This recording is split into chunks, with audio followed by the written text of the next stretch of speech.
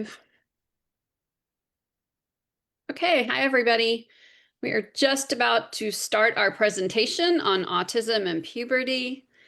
I think we're live. We never quite know when we go live to Facebook, but I'll go ahead and get started.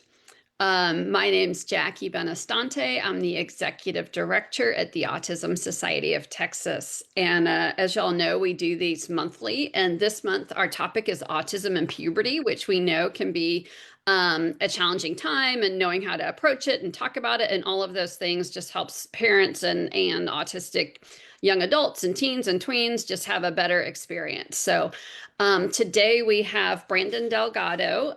He's with Dr. Michelle Garcia and Associates. They're in the Houston area, but they do work with people around the state and even around the country online as well. And Brandon is the team leader and licensed psychological associate there. He has worked with individuals of all ages to diagnose and treat a variety of mental health and behavioral issues, including autism. He also co-wrote the nationally recognized curriculum called the Quality of Life Curriculum with Dr. Garcia, and he's presented on this topic as well as at a variety of conferences. Brandon's also an associate sex offender treatment provider under the supervision of Dr. William Ross, and as such provides specialized individual therapy for individuals diagnosed or suspected to have autism or another disability or condition that have a history of legal involvement. So Brandon, we're really glad to have you today. And the other thing I just want to mention to people watching on Facebook, we do have a Google form that you can fill out if you have questions, and that way you don't need to share personal information about your child publicly. So go ahead and put your questions or your concerns in the Google form, and then I will either jump in and ask Brandon, or we may save questions for the end depending on the question. But please go ahead and put questions in the Google form. And then Brandon, I'm going to go ahead and let you get started. Thank you. All right, thank you. All right, yes. So please, anyone that is watching and has questions, definitely put those into the Google form so that that way we can get those addressed. Make this as much of a conversational type presentation as we possibly can. But we are going to discuss one of everybody's favorite topics today, of puberty.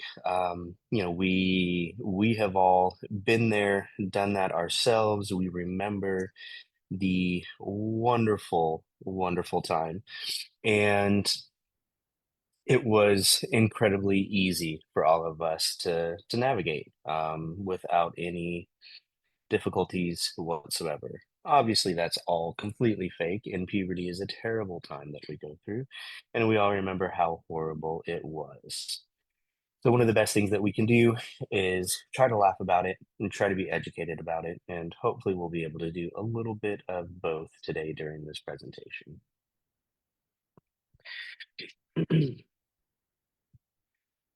So, like I said, puberty is a time that we all go through, and we all have stories to share about, unfortunate times when we might have first started our period, or waking up in the morning after having what we call nocturnal emissions or wet dreams, and thinking that we had accidentally had an accident in the bed and not quite sure what was going on because we haven't done that since we were 4. And it just is a really uncomfortable time with voice changes, body changes, emotional changes.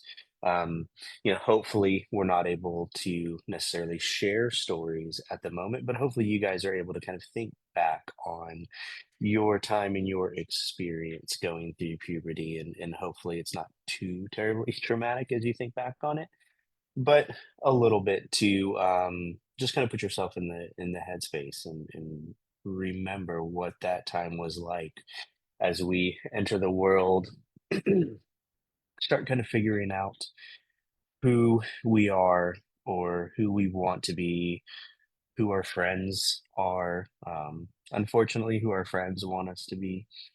And there's just a lot that we're trying to navigate in those times. So, like I said, we can't necessarily share stories, but you guys can kind of think about it. I will share one story that I experienced during puberty is sixth grade. So that puts me at about, about 11, 12.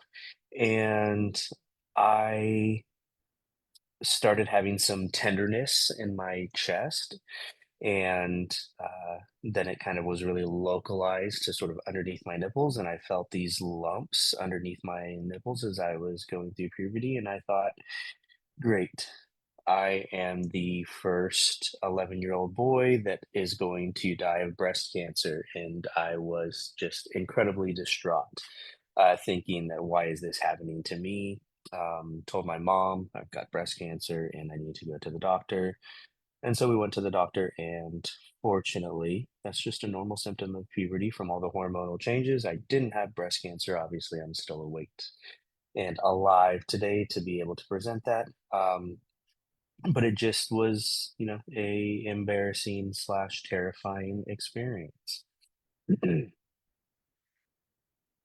We know that puberty is a time when we start to become more sexually mature, not necessarily emotionally or mentally mature as we think back on those times, but we start to become a little bit more sexually mature. Our bodies start to develop. It's like we said, just a rootin' tootin' good time that's full of fun and games and enjoyment. Not only for ourselves, but for our parents and our family as well. They enjoyed going through that time with us. Puberty, wildly is occurring, starting to occur younger and younger for individuals. We are starting to see symptoms of puberty start to develop in females as early as the age of 7, where we can start to see things like breast development or hair growth on the arms and legs. We start to see the early growth where our arms and legs start to become a little bit longer. We start to kind of resemble Gumby a little bit, if you remember Gumby, with the long arms and legs. And then our trunk starts to elongate after that.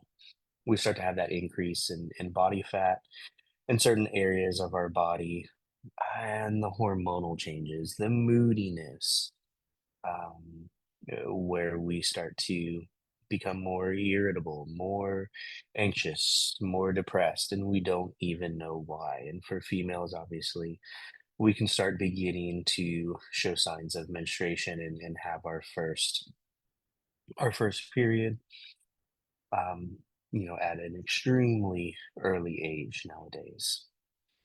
And of course, as all you females know, girls are always and will always be ahead of boys in the curve.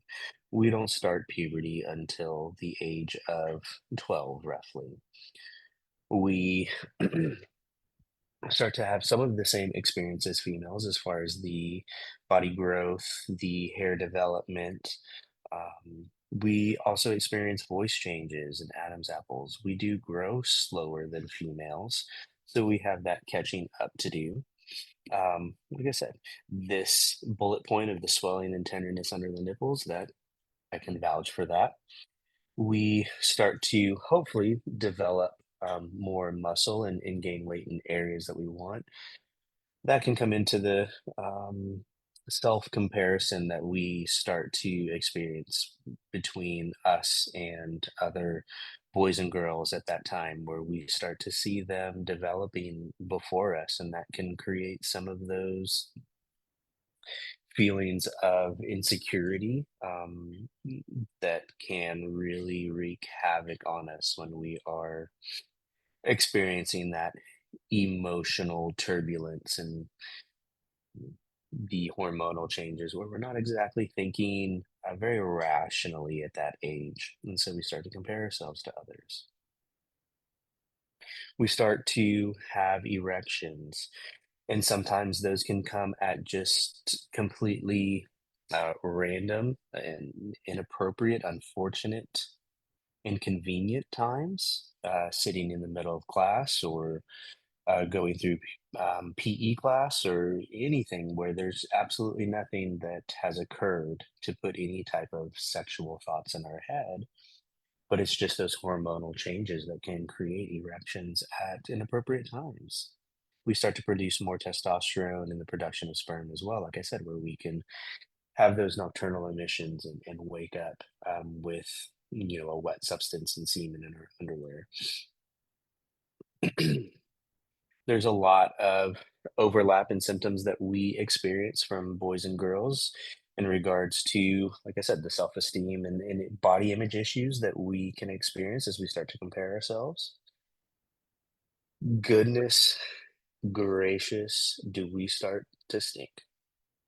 Body odor, the increased sweat, and those hormonal changes, along with the hair growth that we start to have on our body underneath our arms, that traps that moisture and bacteria, and we stink.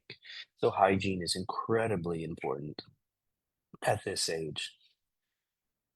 Acne and the other sort of um, skin issues that we can experience that again also contribute to that self-esteem and comparison to others. We start sexual exploration, and it's normal and it's regular development. And one thing that is incredibly important to remember is as we are talking about all this stuff, this goes for anyone that is a human being. So there is no, any type of diagnosis, any type of disability does not negate these symptoms that we go through during puberty and the things that we experience. So autism does not mean we don't go through puberty. An intellectual disability does not mean that we don't go through puberty. Unless we have a medical condition that suppresses hormone and that type of development, which there are some, but that's obviously not what we're talking about today. The diagnosis does not negate these experiences. So it is normal to start sexual exploration, whether that be with ourself and masturbation related, or whether it's experiencing desire and attraction to others, wanting a relationship. We have those cognitive changes where we start to try to figure out and understand things in a more abstract way. We still have that very much egocentric view of everyone kind of thinking about us, paying attention to us, worried about us, and we think that we still kind of are more important and relevant in other people's lives than we actually are. And we still have that sort of view of being immortal. Bad things can't happen to us. Our worldview still being kind of small contributes to that. But we are trying to break away. We are trying to separate and have some individualization away from our family, away from our siblings, away from our parents. And our, children that might be on the autism spectrum can experience the same feelings as well, where there's that natural sort of path that some individuals go on from school to kind of becoming more independent and living on their own. And for some of our children, they might participate in that same path. They might have a path that looks a little bit different, but they're still going to want some autonomy. And it's important that we try to allow that, and we'll kind of get into that further. Lots of different sensory developments. There's the transitions that we go through, not just school, but also socially. Like I said, starting to have those thoughts about others that we might be attracted to, whether that's the opposite sex or the same sex. So when it comes to puberty and our individuals that are on the autism spectrum or have an intellectual or developmental disability, they oftentimes are going through puberty and the sexual development components around the same time as their peers. So they're starting to experience these same things with a different understanding potentially less understanding. They're receiving less education about these things, but they are having the same hormones. They can be experiencing the same feelings, the same desires to express themselves and explore sexually. But they can have a hard time understanding what's driving those feelings. They can have a really hard time expressing, what it is that they're feeling, um, emotionally, cognitively, sexually. They can have a hard time kind of expressing the changes that they are going through. Additionally, because of that lack of education and potential lack of understanding, there can be increased anxiety about the changes that they are feeling, the changes that they're witnessing with their own body. That can bring about increased anxiety and difficulty with coping with these experiences and these changes. And so with the potential, differences that they might have for understanding these changes and these feelings, it's important that we provide the education to help them understand. And that's a big part of where this presentation is going to take us. Brandon, I was going to jump in because we already have a question. And you Yes. may be explaining some of this as your presentation sort of continues. But somebody asked, what is the best way to communicate changes with an embarrassed teen boy who doesn't necessarily want to talk about it? So I don't know if you're going to dive into that, but that was a question. Yeah, yeah, absolutely. We're definitely going to talk about the importance of communication and education. And I think, one thing that we can all relate to is one of the last people we want to talk to about these things is our parents. And I think, it doesn't matter who we are or what our experiences is. It's embarrassing, and talking to our parents, like I said, is probably one of the last people that we want to hear talking about, oh, it's normal to, have your, penis become erect. Who wants to hear their mom say those words? Absolutely nobody. And we have to be able to say those words. It's important to communicate that. We're going to talk about the language that we need to use when we're educating.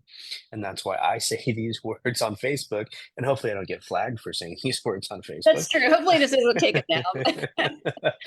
down. But it is important to use correct terminology. And so I'll refrain from saying it anymore. But the point stands is that we have to educate, but we might have to find someone that they are comfortable with to do Yeah. Okay. That's great. All right. Good. that. Thanks. I'll jump in if we have more questions and people can keep hitting them in the Google form too in our comments. All right. Thanks, Perfect. Brandon. Of course. And so when it comes to the education, we know that the best way to educate individuals is through repetition and in a way that is individual and best suited for them. We all learn differently. And we'll talk a little bit about or additional ways to educate, but the importance is that we have to understand how it is best fitting for our child, our loved one, our individual that we're supporting, whoever it may be. And why do we do this? One of the most important things to keep in mind is our individuals are at a higher risk for sexual harm. And that's for a variety of different reasons. And I don't say these things to scare or intimidate, um, or encourage you to, keep your child sheltered away from the world, because I don't think that's the way to handle it. I understand the desire to prevent harm. I'm a parent myself, so I mean I understand the desire to protect and sort of want to shelter our children, but sheltering and avoiding talking about these things, keeping them away from others, doesn't do them any good as far as their growth and their autonomy and their quality of life. So we want to educate in order to prevent them from being as vulnerable. They have a lack of knowledge. We know, given the region that we are in, we tend to shy away from sexual education in general. There's the basic videos that kids get in schools. I think fifth grade, they get about a 30-45 minute video about puberty. It teaches abstinence, and then that's about the extent of the knowledge that they get. And that one video is never going to be enough for our individuals with learning disabilities, with autism, with an intellectual disability. They need a repetition in their knowledge. So that one video will never be enough. So that lack of knowledge creates increased harm. The misinformation that we get from peers, we know we've all had friends that thought they knew everything. They think that they can teach us things. Um, but we know that kids definitely think they know way more than they actually do. And so we get misinformation from our peers. We get misinformation from social media and what we see online and what we watch on TV. So getting that misinformation creates an increased risk of harm. Like we said, the difficulty with understanding the changes that we are experiencing. Um, we have an increased dependence for others as far as the assistance that we may need for certain, acts of our daily living creates this vulnerability. And so, because of that increased dependence on others, it can put us at risk. So being able to have that education and know boundaries and assertiveness and those type of things is really, really important. And then we push compliance. We push you need to listen, you need to follow directions. I mean, we push that with all children, but we push it even further, in certain self-contained classrooms and things along those lines. And so when we are encouraging them to be compliant, with other requests, it's encouraging them potentially to be compliant with individuals that may not have the best intentions and are trying to get them to do things that they shouldn't do. And if we are always preaching compliance, that can put them at an increased risk. Not having any type of education on assertiveness and training and skill building when it comes to being assertive, which is difficult for so many people just in general, being assertive for ourselves, and sometimes not a quality or characteristic that comes naturally for individuals. And so really encouraging and teaching how to be assertive is important. And so we tend to have this overprotected lifestyle. And like I said, that limited social contact with people outside of just our little bubble. And so we need to educate. There is the potential. Mhm, Sorry, Brandon. I was just going to say we got another question about communication. mhm. And this one was how best can you support and educate kids or tweens, teens, etc., especially when they're non-speaking or minimally speaking about puberty and changes to their bodies? Good question. And obviously, educating someone like that is going to take a different approach. We're going to use a lot of visual aids, a lot of social stories. Um, There is something that we will get into at the end of the presentation. You kind of spoke about it in my introduction about the curriculum that we developed that kind of touches base on that and how to educate those individuals that aren't able to communicate verbally. And so we do have to, like I said, adjust our teaching methodology there, but it's really going to use a lot of repetition, a lot of visual aids, a lot of demonstrations, hand over hand, more of a interactive, um, behavioral ABA type style to redirect certain behaviors, if that's kind of what we are dealing with, demonstrating appropriate behaviors or appropriate locations for certain behaviors. And so it really takes a more hands-on physical redirecting and visual aid type of education for someone like that. Great. Okay, thanks. And I was also just I see your next slide coming up. I was just going to mention to parents that are listening as well that not only is it important for so many reasons to talk about puberty, but for us at Autism Society, we have an information and referrals line where it's our Navigating Autism program, and we help families connect to resources and all of, so if anyone needs help, we're happy to help people get this information or any other autism related information. But we have had families um, either intentionally, unintentionally, either people with autism either are victimized or accidentally do something really inappropriate at school or in a workplace or a public setting. And maybe they don't know better, they haven't been taught, but they end up getting in some sort of trouble. And sometimes it's legal trouble, and sometimes it's trouble with the school. But teaching all of these things and what's appropriate kind of can prevent you from your child from becoming a victim or from accidentally, inadvertently doing something inappropriate as well. So I think all of this is so important. So we really appreciate you doing this, Brandon. Absolutely. No, it's my pleasure. And you are spot on there. And that's how this conversation and the curriculum that we developed, that's how all of that came to be, as well as, seeking the sex offender treatment provider license was because individuals are getting into trouble, not because they're intentionally being malicious or they're sexually deviant or, they are trying to cause harm to others, but they haven't been educated on how to appropriately navigate the experiences, the attraction, the hormones, whatever sensations they're getting. Yeah, exactly. And the judges often do not care and will not take into consideration that lack of education and individual's diagnosis, the lack of supports or the supports needed for that individual. And it's really a really scary, unfortunate situation and something that we are trying to make some changes in. And so, having everyone on board is important so that way we can keep our loved ones out of these situations. Yeah, absolutely.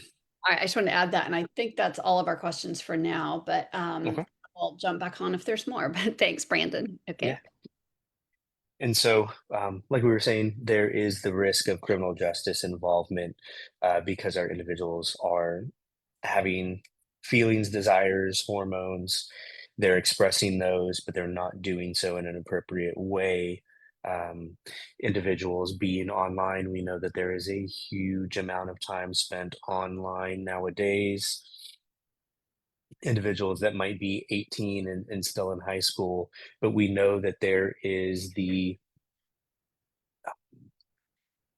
delays socially for our individuals on the autism spectrum. So they tend to relate sometimes to younger individuals, and that's who they can feel a connection with because they might have similar interests or whatever it may be. And so they find themselves talking to someone a little bit younger online that they really relate to.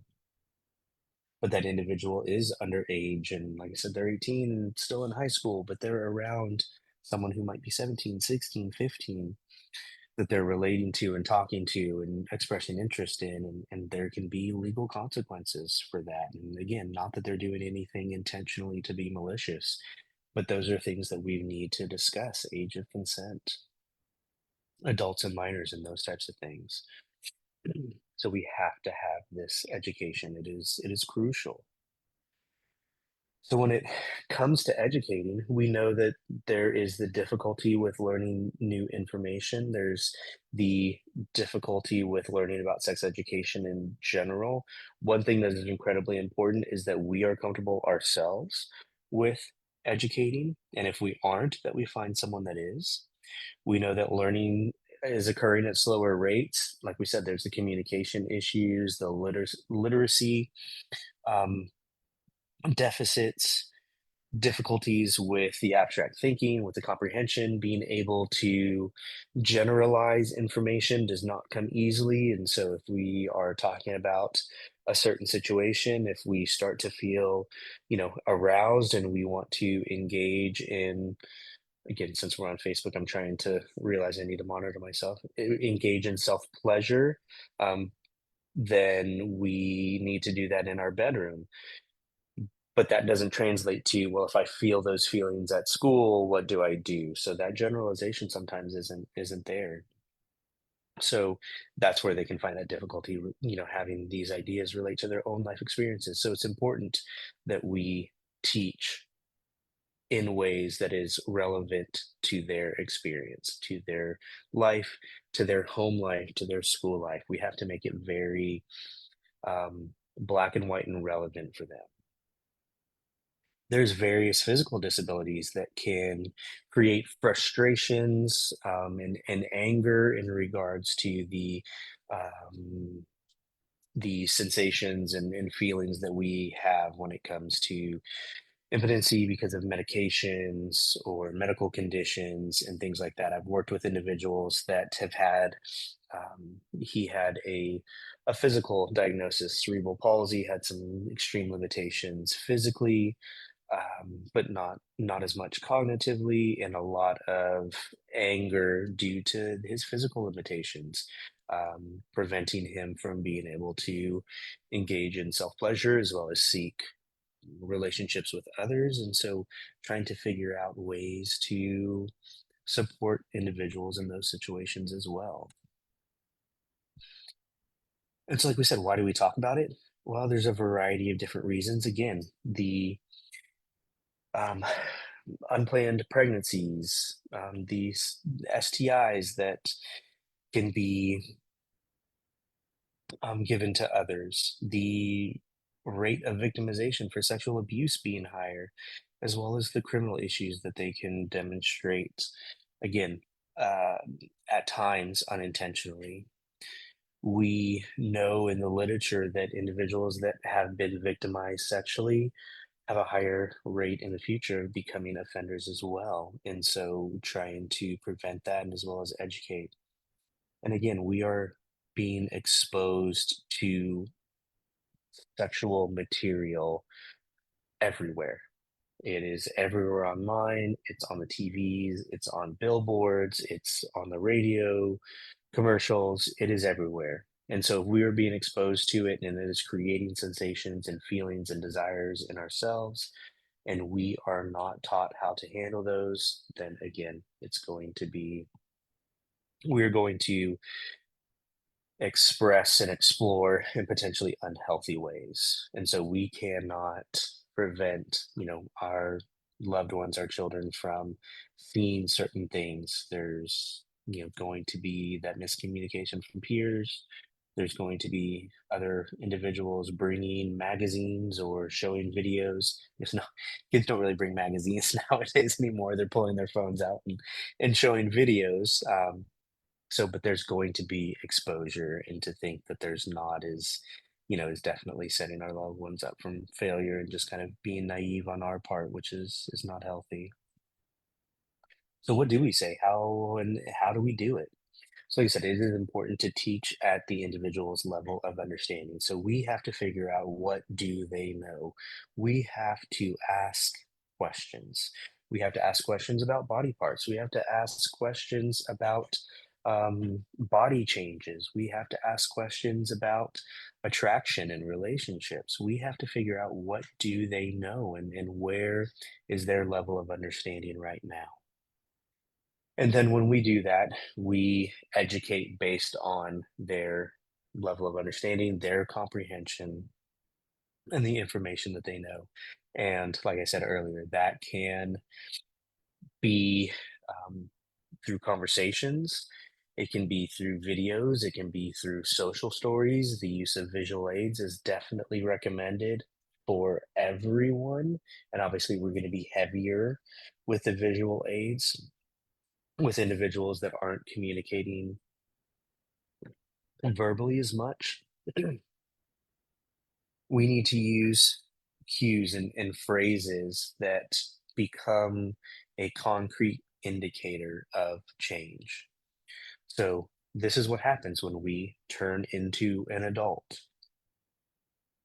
We want to, like I said, create some concrete reference points on the most important pieces of information that we're trying to communicate.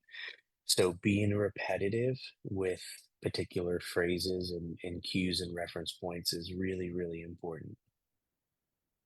We should teach a little bit on both. Now, obviously, we don't have to go into tremendous depth, on teaching about male anatomy to females and vice versa, but it is important to discuss a little bit about that.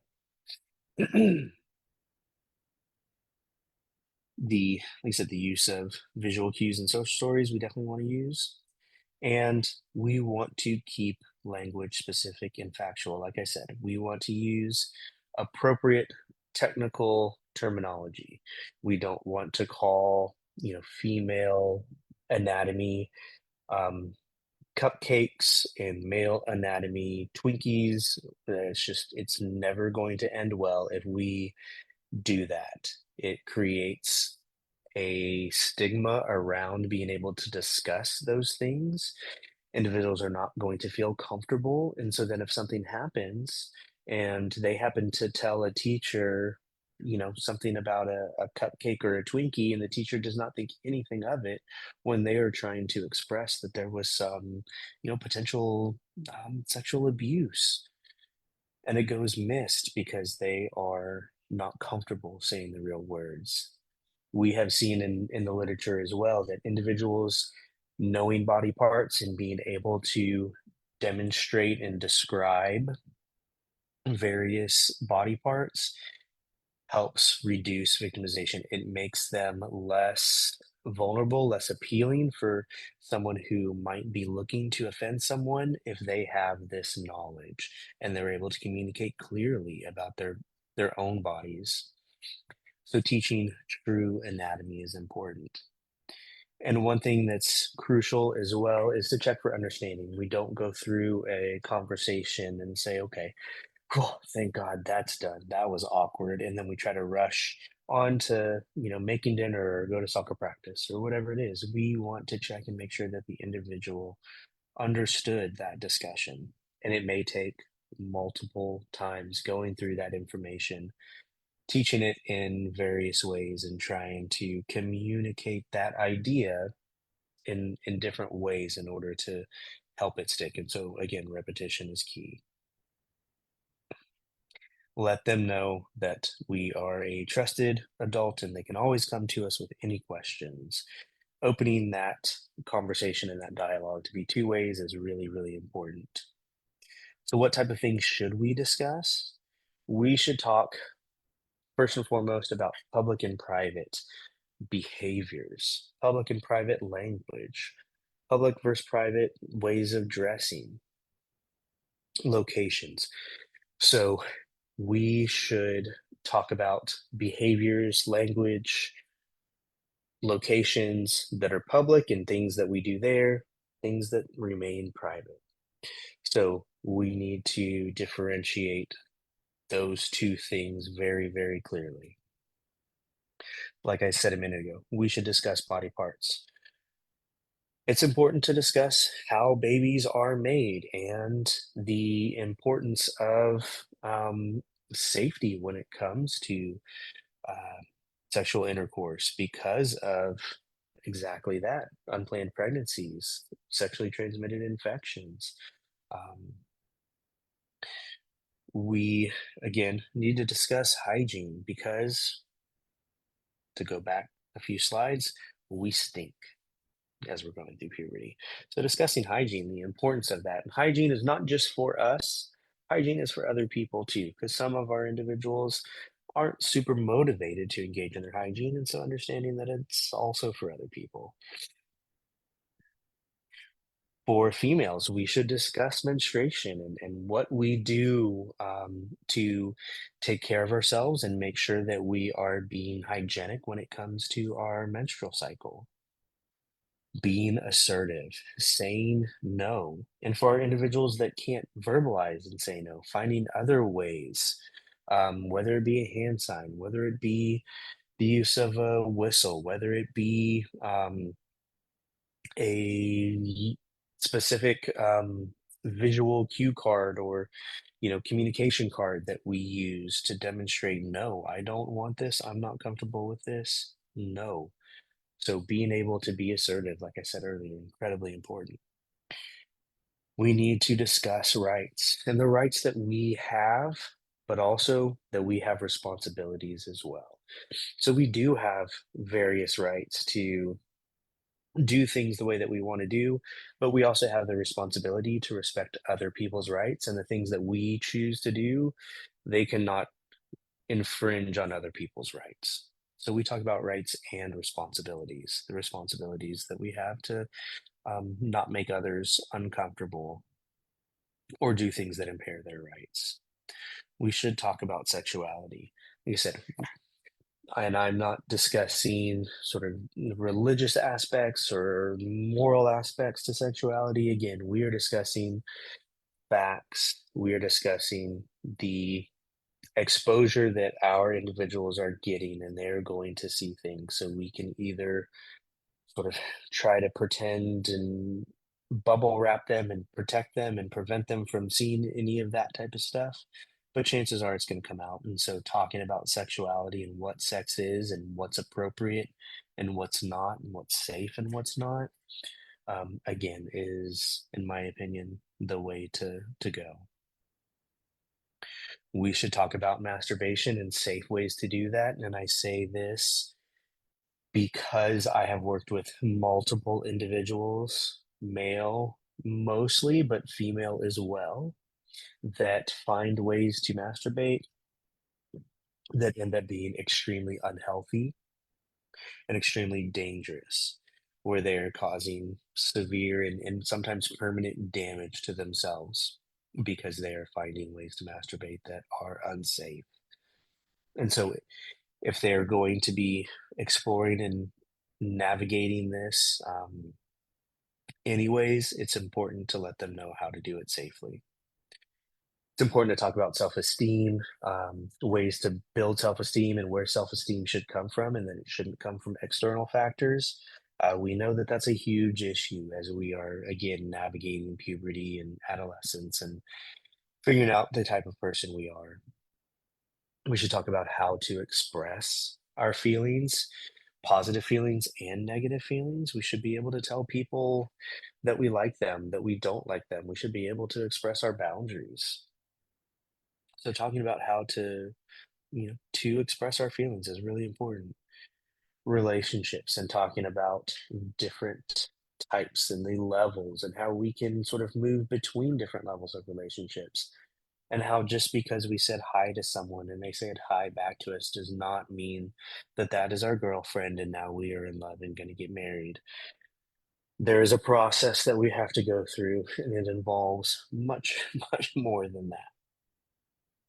So that's where social skills comes in, and we know that that is something that we start teaching at just wee little lads and lassies. So social skills is obviously important. Talking about safety, not just the assertive safety, but online community safety as well, especially online if our individuals are spending a lot of time online. There is, it is kind of the Wild West out there. There's a lot of areas to get in trouble. So talking about that. Um, we are all going to deal with rejection. We are all going to have relationship difficulties, and it's important to talk about how to cope and deal with that. Because if we don't, then we can easily go into a tailspin when that person that we said hi to and they said hi to us, and now we're boyfriend and girlfriend and we love each other and we're going to get married. And surprise, surprise, that didn't actually work out. And now we are single again and we don't want to go into a tailspin because that love of our life didn't work out. And so we need to be able to cope with that and talking about that, the safety of, like you said, STIs, and talk about same-sex attraction, because that is a real experience for some individuals, and them being able to communicate that and share that with someone that they trust is important. This is just a brief statement. I'm not going to go through all of it, but basically, the ARC and AAIDD put out a statement some years back, but it's really just this first piece that I think is really important. But people with intellectual disabilities and/or developmental disabilities, like all people, have inherent sexual rights. These rights and needs must be affirmed, defended, and respected. And so I just think that that is a really powerful statement, and something that's really important to remember. Again, that a diagnosis, a disability, does not negate an individual's life um, path, their desire to be in a relationship, their desire to be loved, and to share their love with others. And so it's important that we defend and respect that. But again, we know that because we are saying these individuals have a right to be sexual beings, essentially, with those rights, there's going to come times where there's behaviors that are demonstrated that aren't appropriate. Again, because they haven't been educated. So, what do we do if we are seeing individuals express some sexual behaviors and they're in the wrong place? Well, that is where the education comes in with what is the right place. We redirect them to an appropriate location. So if they are engaging in self pleasure in the living room of the home, we remind them that is a behavior for the bedroom, that is a behavior for the bathroom. This is where we go if we are having those feelings. And this is where we can engage in that self pleasure. If someone's doing it at the wrong time, we remind them this is we can't do this during school time. This is a behavior for at home. So that is something that we do at home, and then we have to keep them engaged, keep them busy, hands-on activities.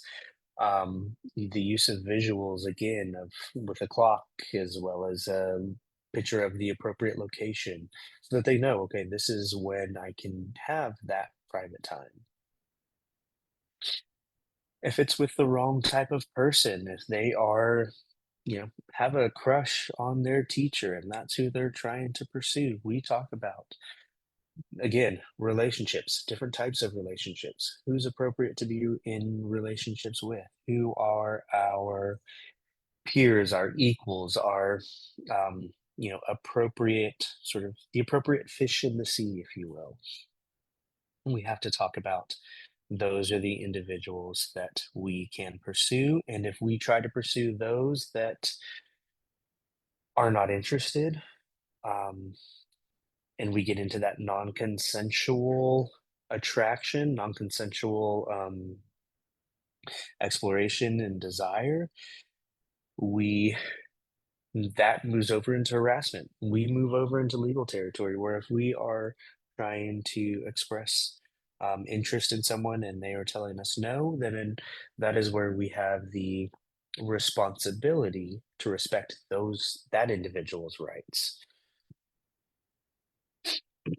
And we may have to encourage some separation from individuals and supervise if they are, someone is really mm, um, got it bad and really trying to pursue someone that is not interested.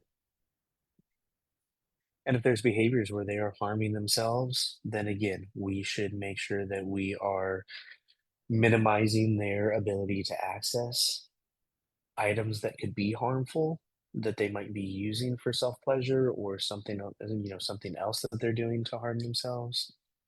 We limit access to those things. We provide alternatives that are safe, and again, teach about safety. All right, so 12:50. I think that is good timing. I will um, go over the curriculum at the end if we have some additional questions, anything that's popped up. The only other question we have right now are, and this is something we see in parent groups a lot, or sometimes we get this question, but if parents are seeing like a big change in behavior in their, especially in their kids with autism. Is there a way to know there? I'm assuming there's not a way to know, but people are always wondering, is it puberty? You know, how to like, is this the onset of puberty? Is my child having more bigger behaviors, or is it just something else? But do you guys work through that, or do you have any suggestions for parents who may be seeing that? That's that's a good question. I don't know that we have anything, specific to kind of to work through that. I think one thing that I would keep in mind is the behavioral, like you said, the behavioral outbursts becoming bigger and larger, that kind of thing, more frequent and more intense. Given the ages that we know puberty, the onset of puberty around 12 or so for males. I think one, we keep in mind the age of our son or daughter and where they might fall within that sort of time frame of puberty development. I think we need to look at other potential signs and symptoms to see. So obviously the behaviors is what's catching our attention. And so then do we notice some of those other signs of puberty that we talked about? Are we seeing other hair growth? Are we seeing body development? Are we seeing, um, other hormonal changes? I Mhm. would also suggest tracking, especially for females, to see if we are seeing anything that seems to be cyclical, as that could potentially start to lead towards, potentially menstruation if we're starting to see things in a, sort of a secular time frame. Okay. And so I think that would be something that would be really beneficial when it comes to, um, experiencing that with females. Yeah. Okay. That's a good tips. Okay, great. And I think if you want to talk about the QOL curriculum for a little bit, I think we have time. We're going to try to wrap up right around 1. Okay. Um, and then also just something that I don't know if you're going to explain this, but just if parents, I know that there's school districts in some states, I think Virginia, right, that's actually using the curriculum. Um, Mhm. our public schools are using it. But just if parents can use it on their own and how they get it and stuff like that, if you want to talk about that, I think that'd be great Yeah, too. absolutely. So, like I said, the curriculum was developed because we were approached by the ARC, and they were experiencing individuals that they support getting into legal trouble because they were engaging in sexually inappropriate behaviors. And so we were approached to develop something because there wasn't too much out there at that time. This was about 10-ish years ago. And we realized that the lack of education was one of the biggest proponents of individuals getting into legal trouble. And so we designed the curriculum to not just be sex education, because as you can see on the slide, it goes into other areas where we talk about, like I said, expression of feeling, self-esteem, assertiveness, um, social skills, coping with relationships, or coping with rejection, relationships, and relationship skills. We talk about self-esteem. So it goes beyond just sex education and creates this sort of foundation for becoming a individual that has these necessary skills to then be a healthy sexual adolescent and adult.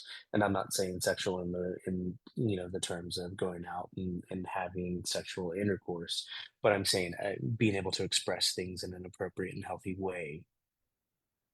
And so the curriculum is something that is we're trying to spread. Virginia is taking it and including it into school districts in order to be a part of individual IEPs, in order to provide that education.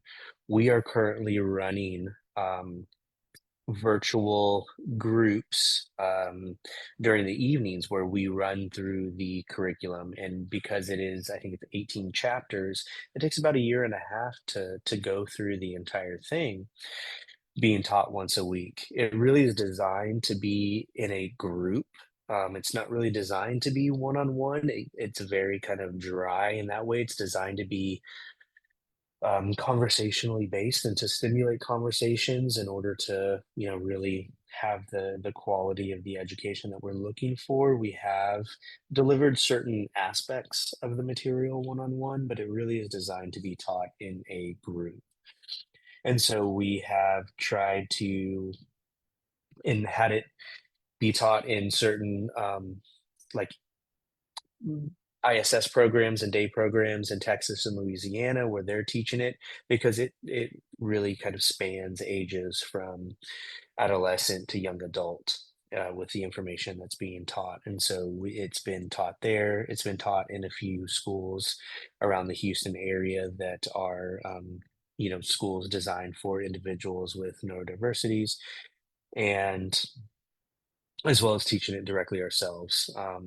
But we are able to train certain organizations that may be interested in the curriculum, and then they're able to use the curriculum within their organization to teach those individuals that they support.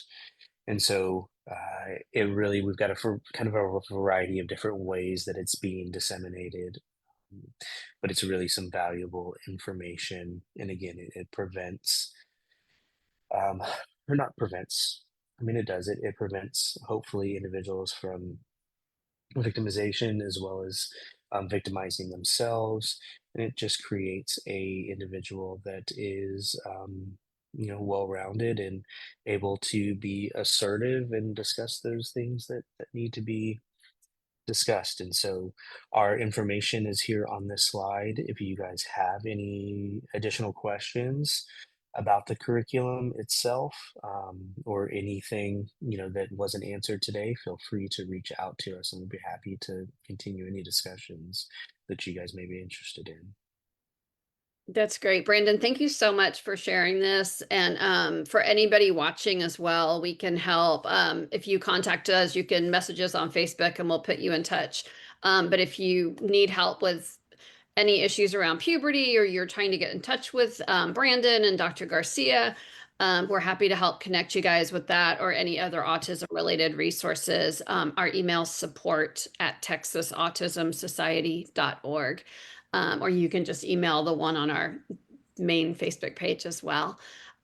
So yeah, Brandon, we don't have any more questions, but this was really, really helpful. And I know this is a topic that we get a lot and we see that parents are struggling with a lot. So I'm really glad that you were able to present this for us today. And I hope people will really utilize a lot of this information because it really is an important topic. Absolutely. No, thank you for having me. Yeah, absolutely. Thanks so much. I'm going to go ahead and wrap this up now, but feel free to message us with any more questions here at Autism Society, or you can reach out to Brandon at Dr. Michelle Garcia's office directly as well. All right. Thanks, Brandon. Take care. Appreciate Thank everyone's you. time today.